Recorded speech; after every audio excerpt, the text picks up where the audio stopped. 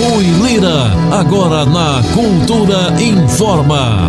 Tá chegando com os comentários o professor e analista político Rui Lira, nesta terça-feira de carnaval. Todo mundo está focado agora na guerra. A população, a nossa ainda mais, porque sem carnaval não vai fazer o quê? E essa guerra, ela precisa de muitos elementos históricos para que a gente possa compreender o que é que está acontecendo. Você pode fazer uma afirmação sem medo. Essa guerra, ela não é entre a Ucrânia e a Rússia. Não é efetivamente como parece. Embora a Rússia e a Ucrânia sejam os atores principais da atividade bélica, do ponto de vista geopolítico, esta é uma guerra entre o Ocidente comandado pelos Estados Unidos e a aliança entre a Rússia e a China. Então, esse é o primeiro elemento que é fundamental que todo mundo compreenda. Porque a OTAN é apenas um pretexto para a ação na Ucrânia. Uma ação que iria ser concretizada, provavelmente a Ucrânia, se continuasse como ia terminar tendo armas nucleares apontadas para a Rússia em sua fronteira. Como a Rússia não admitiu isso e avisou várias vezes, os americanos e a OTAN fizeram de conta que não era com eles e remeteram o problema para quem brigar sozinho, a Ucrânia. E é aí onde aparece o primeiro ato de profunda deslealdade, de profunda traição, que o povo ucraniano, se for inteligente, também vai perceber. Notem que a Ucrânia está sozinha, sem nenhum soldado americano, alemão, italiano, francês, português, espanhol, belga, suíço. Todo mundo está contra Putin, mas ninguém mandou um soldado sequer. Todo mundo está dizendo o quê? Que vão dar armas para a Ucrânia reagir. Agora que está tudo cercado, que o país foi invadido em várias frentes e tem perdido praticamente todas as batalhas, embora a propaganda queira dizer que está havendo uma resistência forte, todo mundo sabia que a Ucrânia não teria nem estrutura militar, nem popular para se organizar e enfrentar o exército russo. E agora Kiev, que é a capital, é o lugar mais ameaçado dentro dessa guerra. E o que é que os americanos fizeram? Não mandaram um só soldado. Manda um soldado para a Polônia, manda outro para a Alemanha, não sei o que, para enganar. E dizer que vai mandar dinheiro, curativo, medicamento, ou seja, os ucranianos que se virem com a guerra. Se é que essas armas vão chegar lá. Porque os russos certamente não vão deixar essas armas entrarem lá num país que eles praticamente já estão controlando a maioria das fronteiras mais importantes.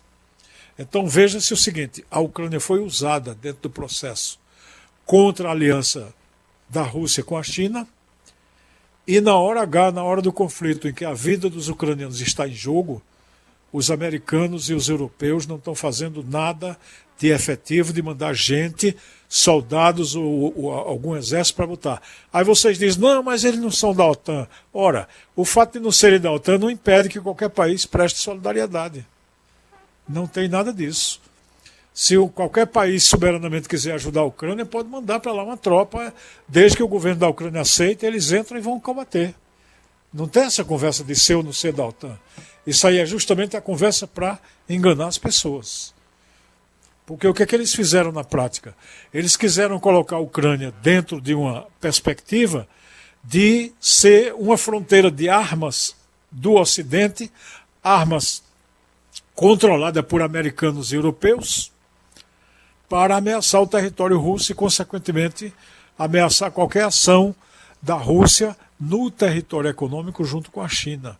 Porque a China está fazendo uma espécie de revolução econômica e os americanos não querem que isso prossiga. Então o que é que os americanos estão fazendo? Estão fustigando a China na sua fronteira e agora fustigando a Rússia na sua fronteira. Mas de que maneira? À distância, como quem usa um controle remoto. Eles próprios não se envolvem diretamente. Não dão nenhum tiro, não defendem ninguém, não botam nenhum soldado, e cada país que eles envolverem, como é o caso de Taiwan, que eles estão querendo envolver também contra a China, esses que se virem quando a hora for do pegar fogo realmente da guerra se instaurar. Então esse é o primeiro elemento que a gente tem que compreender. Essa guerra é patrocinada, provocada, estimulada pelos americanos para que a Ucrânia faça as vezes, de certo modo, do Ocidente e com isso comprometa a Rússia e a Rússia se comprometa também, já que ela é uma aliada preferencial da China. E a segunda coisa para ser compreendida, essa não é uma guerra de esquerda contra a direita. Porque o país de Putin, a Rússia, é um país capitalista. Ele não é um país socialista, como é o Vietnã, como é a Venezuela, como é Cuba, como é a China. Embora a China também é uma coisa bem misturada, né? Tem uma estrutura capitalista dentro. Então veja, não é uma guerra entre esquerda e direita. É uma guerra, aliás, entre direita e direita, do ponto de vista de ser capitalista, pela hegemonia e pela força dentro do próprio capitalismo. Mas quem está ameaçando realmente o capitalismo não é a Rússia diretamente, é a China. Então a Rússia está pegando uma guerra que é dela, mas está, de certo modo, a serviço da China. E os Estados Unidos estão provocando uma guerra que interessa a eles, para que os outros façam por ele e enfraqueçam a ligação da China com a Rússia. Então é isso que a gente tem que assistir. Agora, no território realmente bélico, de disputa, a gente está vendo um avanço constante das tropas russas.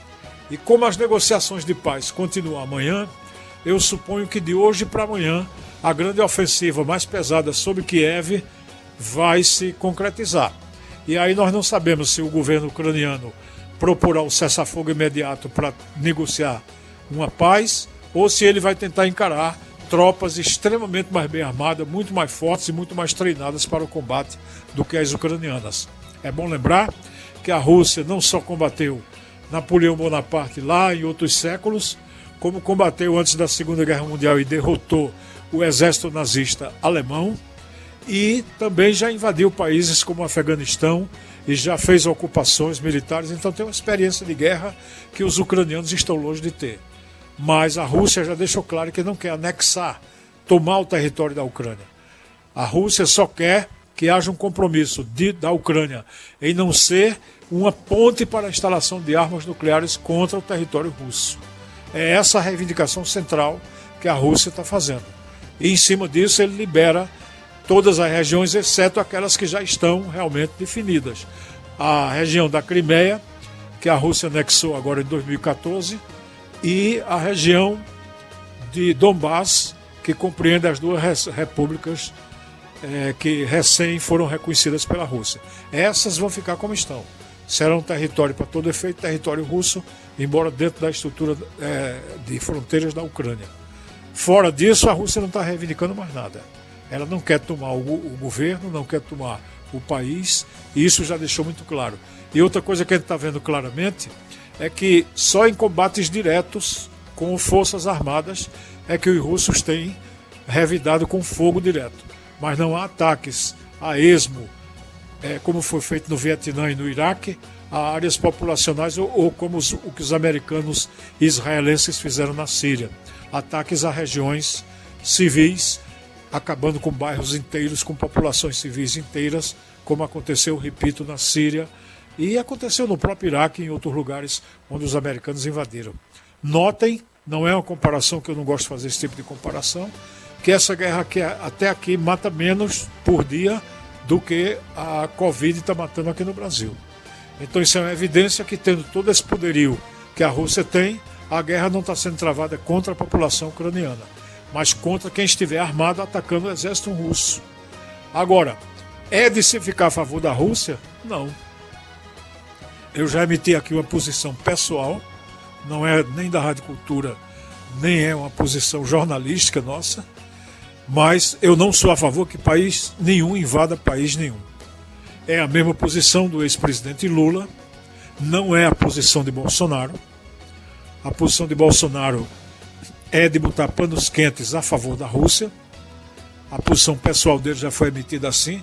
E os senhores perguntam por que é que Bolsonaro está nessa. Ora, porque Putin é aliado da extrema-direita a qual Bolsonaro se alia. Putin é amigo do pessoal da extrema-direita da Áustria, para quem ele vai até a festa de casamento. Ele, de certa maneira, tem simpatia pelo governo da Polônia, pelo governo da Hungria, que são governos de extrema-direita, e, sobretudo, ele é amigo do amigo de Putin, que é Trump. Então, Bolsonaro foi lá para Putin, que está elogiando o governo brasileiro, celebrar, em plena guerra, ele foi lá celebrar um aperto de mão no presidente da Rússia, se submeteu a fazer teste a tudo mais, para ter uma sombra de Putin ajudando na reeleição dele aqui no Brasil. Porque se é verdade que tem muita gente que não votará em Bolsonaro por essa questão, tem gente que vota nele porque ele é aliado a Trump, é aliado à extrema-direita e é aliado a Putin, que também tem amigos na extrema-direita. Notem que a aliança Putin e Trump, ela funciona desde sempre, na política interna americana, inclusive. Notem que foi Trump que mandou investigar o filho de Biden por corrupção dentro de onde? Da Ucrânia. Quem deu o golpe lá na Ucrânia em 2014? Os Estados Unidos. Quem foram alguns dos agentes importantes que estavam lá? Putin, seu filho e outras pessoas dos Estados Unidos. E são eles que estão empurrando agora a Ucrânia para a guerra. E a Ucrânia que se vire na guerra. Vejam como o jogo é baixo, né? Como o jogo é sujo. Então, dentro dessa lógica, vejam que Bolsonaro está agindo conforme suas conexões com a extrema-direita norte-americana, cuja extrema-direita está muito mais simpática a Putin, embora não diga. Porque o Biden é que está dizendo que está atacando essa coisa toda. Mas está longe de ter a anuência digamos assim, o apoio e aplauso da direita mais civilizada americana, digamos assim. Putin, aliás, o nosso Trump, o nosso que eu digo porque é a pessoa de quem a gente está falando, Trump ele tem apoio dessa direita também. Mas Biden, no final das contas, está encarando a figura do vingador, a figura do lutador pelo Ocidente, pela democracia, embora a gente saiba que ele nem é democrata nem luta pelo Ocidente. Ele luta pelos interesses das grandes empresas americanas. E a crise econômica, eu não entrei nela ainda, porque senão a gente vai passar o comentário inteiro falando sobre isso. A crise econômica ameaça o mundo inteiro. Quando eles quebrarem Banco da Rússia, quando eles impedirem transações de gás e petróleo, que ainda não impediram, e de alimentos, vão comprometer as exportações brasileiras, internacionais, de milho, de trigo, de petróleo. O preço do petróleo vai disparar e o gás também vai comprometer o abastecimento da Europa. Então todo mundo tem interesse que essa guerra acabe ligeiro e que se faça qualquer tipo de acordo para que essa coisa não ande, porque está todo mundo ameaçado por isso. Agora, de quem é a responsabilidade imediata e direta? Eu repito, da provocação que os norte-americanos levaram a OTAN a fazer, porque quem controla a OTAN são os Estados Unidos. A OTAN fez a provocação no território ucraniano e quando a coisa engrossou, porque a Rússia ameaçou partir para o pau e partiu realmente, aí eles fizeram o que sempre fazem com os países menores e mais fracos. Abandonaram a Ucrânia à própria sorte e ela é que está tendo que arcar com prejuízo material, destruição da economia e até a morte dos seus cidadãos que ainda estão resistindo e lutando legitimamente pelo seu interesse nacional, porque todos nós não aceitamos que país nenhum do mundo, nem a Rússia, nem a China, nem os Estados Unidos, nem a Alemanha, nem ninguém, invada qualquer território de um país soberano.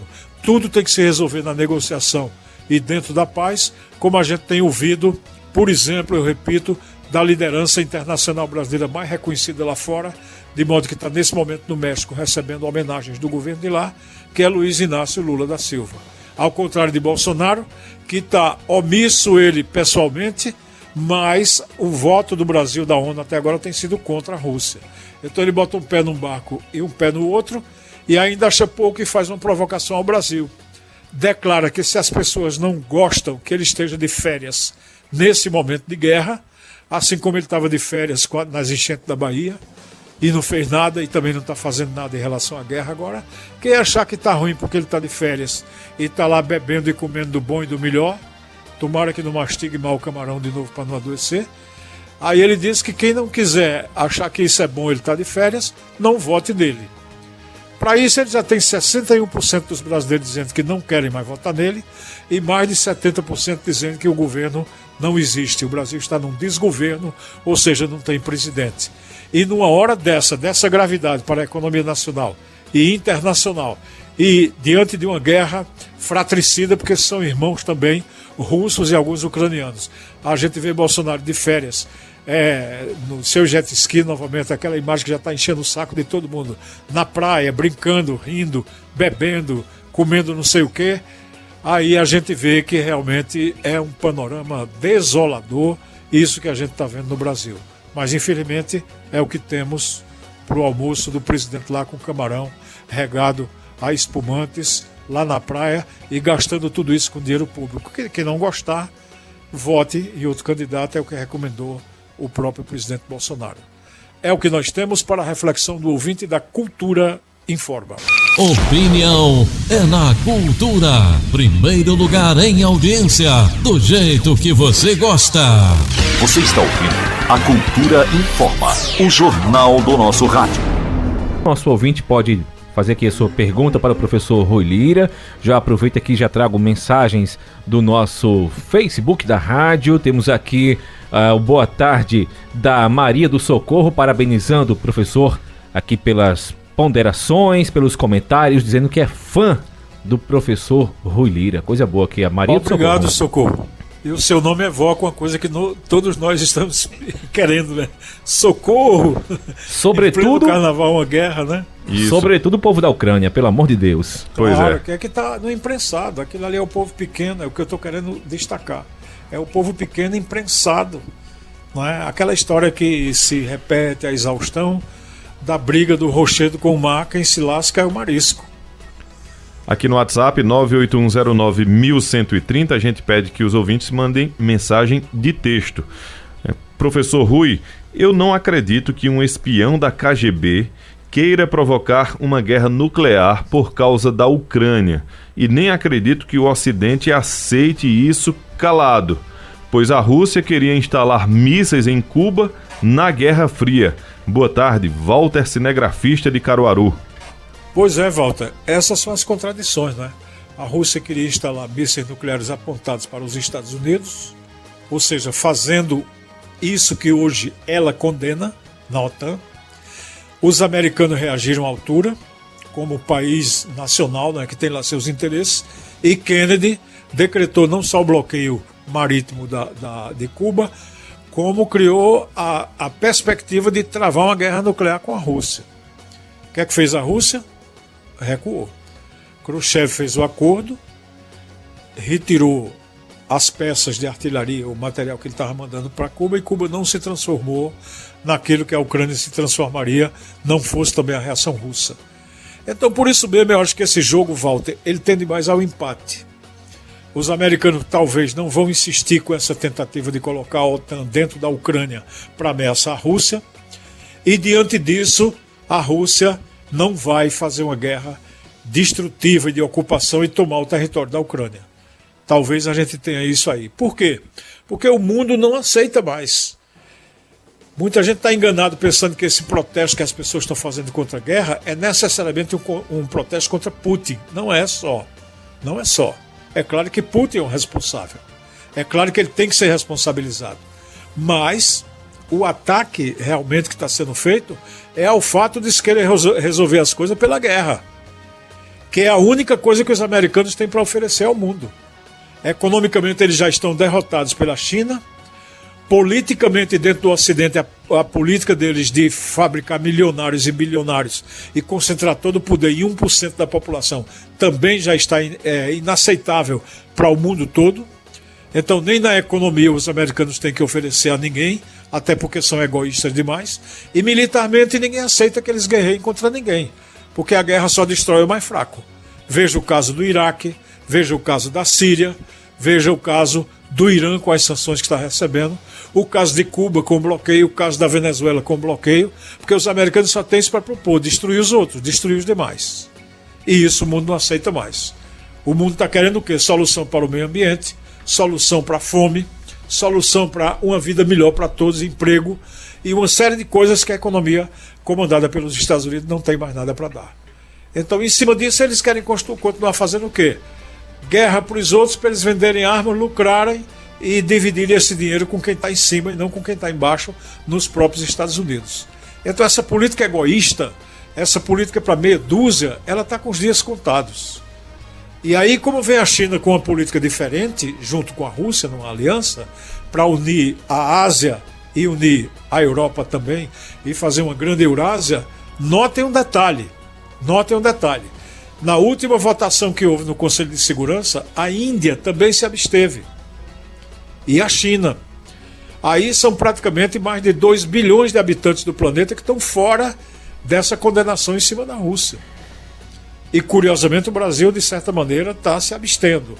Embora o voto concreto, que vem amanhã, a gente vai ver qual é a posição final do Brasil. Porque Bolsonaro estava indo para um lado, dizendo que não via nada demais em Putin, e o Itamaraty, o nosso Ministério das Relações Exteriores, estava fazendo um discurso de condenação da guerra. Então, é uma contradição.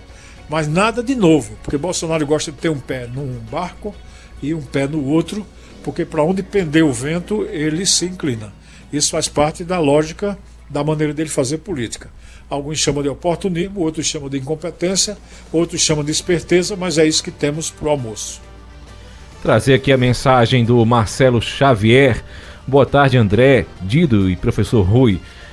Se Bolsonaro se meter nessa guerra contra a Rússia, estariam criticando ele por conta de sanções que a Rússia poderia impor ao nosso país? Ele seria responsabilizado, mas veja, o fato que está acontecendo é esse. Em plena guerra, Bolsonaro foi lá na Rússia, foi um dos poucos recebidos por Putin nessa fase. E ali pertinho, uma cadeira pertinho da outra, e com uma certa cordialidade, essa coisa toda, Bolsonaro foi muito bem recebido. E marcou um ponto, porque quebrou o isolamento político e ganhou um aliado para questões eleitorais. Aí você diz, oi, o que é que a Rússia tem a ver com a eleição brasileira? Ora, é melhor para o presidente brasileiro dizer a todo mundo que tem um amigo na Rússia, que por coincidência também é amigo de Trump. É muito melhor para Bolsonaro dizer isso do que dizer que está isolando, fulano isolando e com isso se isolando também. Então Bolsonaro marcou um ponto para ele, para a estratégia que ele tinha. Só que agora, como a guerra recrudesceu e o resto do mundo, inclusive os Estados Unidos, reclamaram da ida dele para lá, aí o que é que Bolsonaro está fazendo? Ele está tentando manter uma coerência com aquilo que fez. Mas já está passando a impressão que apoia Putin, e isso é inaceitável para a maioria dos países do mundo. Amanhã deve ter uma votação na ONU, e eu acho que 90% dos países vão votar contra a guerra e contra Putin, contra a intervenção, contra a invasão do país. E aí Bolsonaro, certamente para não se isolar, vai deixar o Itamaraty votar contra Putin. Aí a gente vai ver realmente qual é a cara do Brasil. Mas a sua colocação é correta. Fosse o contrário, o outro vento, Bolsonaro também seria responsabilizado.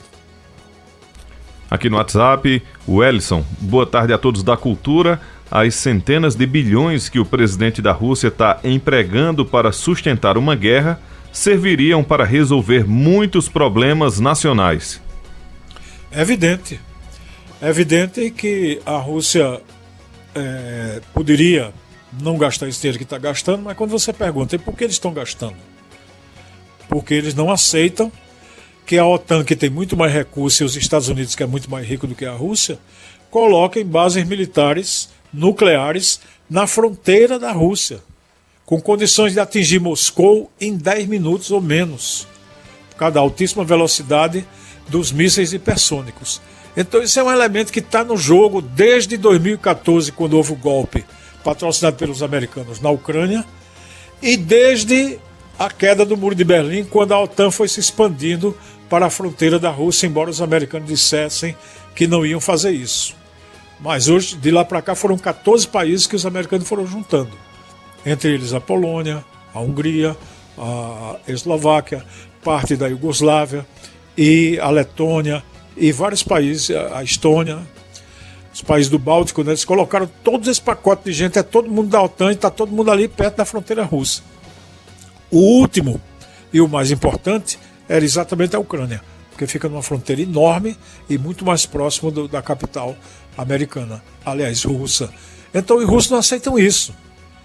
Então, nesse caso, os russos preferem perder dinheiro, gastar muito, mas não engolir a estratégia da OTAN de botar míssil na sua fronteira. Esse é que é o problema. Professor, a gente agradece a sua participação aqui no programa nesta terça-feira.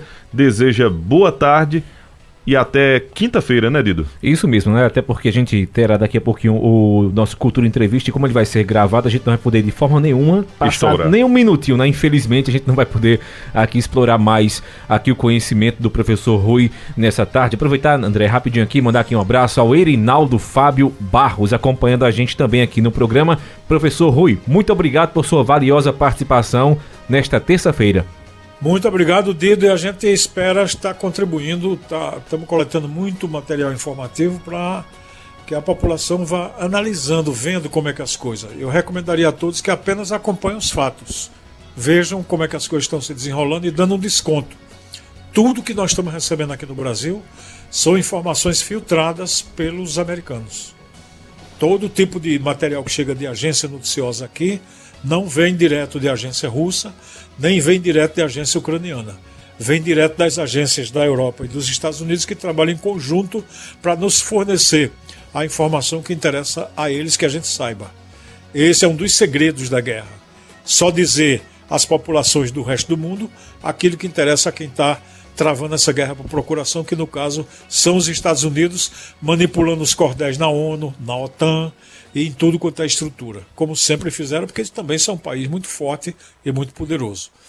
Boa tarde, Adido Montenegro, boa tarde, André Santiago, rapidinho, boa tarde também para Sandro Rodrigues, para a grande audiência da Cultura Informa.